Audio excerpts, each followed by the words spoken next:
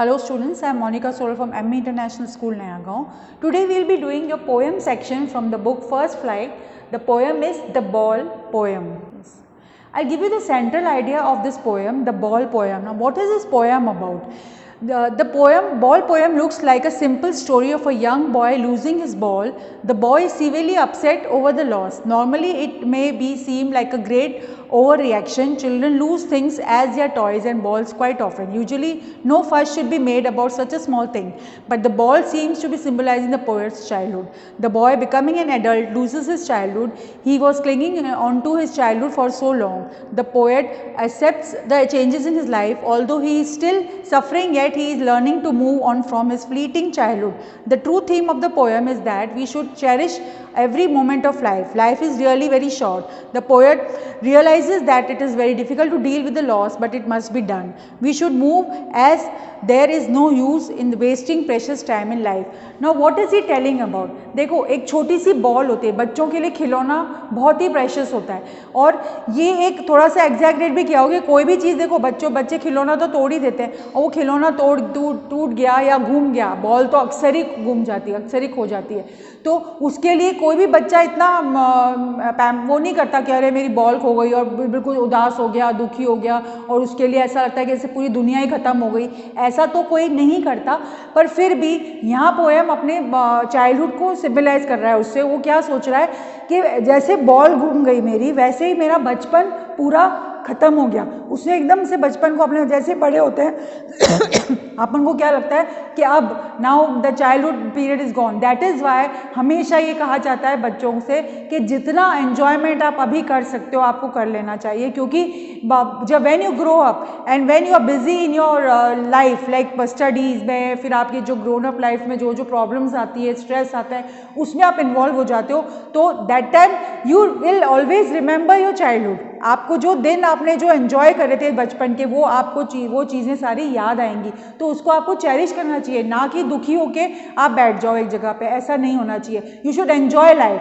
The poem the poet is trying to tell you this only in this poem. Let's see now what is there in the poem. Yes, let's read the poem. What is there in it? A boy loses a ball. He is very upset. A ball doesn't cost much, nor is it difficult to buy another ball. Why then is the boy so upset? Read the poem to see what the poet thinks has been lost and what the boy has to learn from experience of losing something. Now here the poet tries to tell you that जब कोई चीज़ गुम जाती है तो उसको लेके अपन को बैठे नहीं रहना चाहिए ना. We have to go forward in life. अब now like see for the exams. अगर exams में you are getting the less marks and then you are depressed and all such things, you shouldn't do that.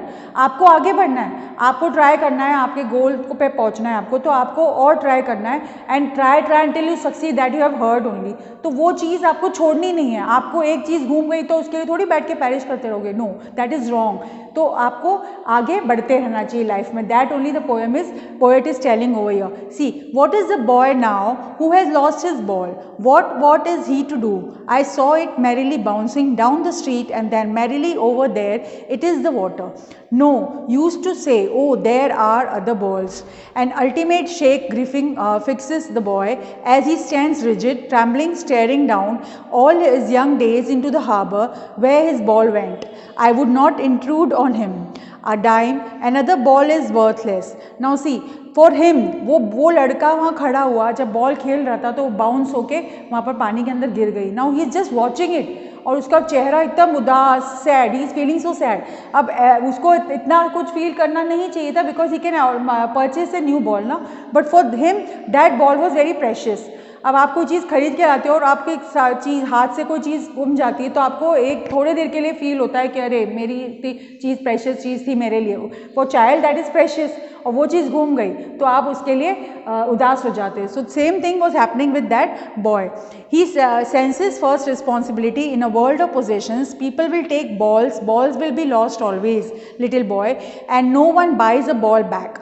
Money is external. He is learning. Well, behind his desperate eyes, the epistemology of loss, how to stand up, knowing what every man must one day know, and most know many days how to stand up. Now yeah what he is trying to tell, the poet बोल रहा है कि आप कोई भी चीज़ आपके life में, अभी तो आपके सिर्फ बॉल घूम गई है, आप छोटे से बच्चे हो, आगे लाइफ में आपको जाने कितने सारे लॉसेस झेलने पड़ेंगे, तो उसके लिए आप उदास होके या आप सब कुछ काम छोड़ के बैठ थोड़ी जाओगे, आपको तो आगे बढ़ना ही है, आपको तो लाइफ में कुछ ना कुछ करना है, गोल प्राप्त करना है आपका, आपको स्टडी करनी है, आपको लाइफ में और भी बहुत सारी चीज़ें करनी है, तो आप एक चीज़ के लिए ग्रीव करते हो बैठे रहोगे तो you will lose the your life, so that don't do that poet is trying to tell you. वो बच्चे को यही बोल रहा है कि आप एक बॉल के लिए रो रहे हो तो आप तो पूरा बचपन घो रहे हो ना, और भी चीज़ें हैं लाइफ में करने के लिए, you will get more toys, more balls in life, so enjoy your life and don't be in the grief.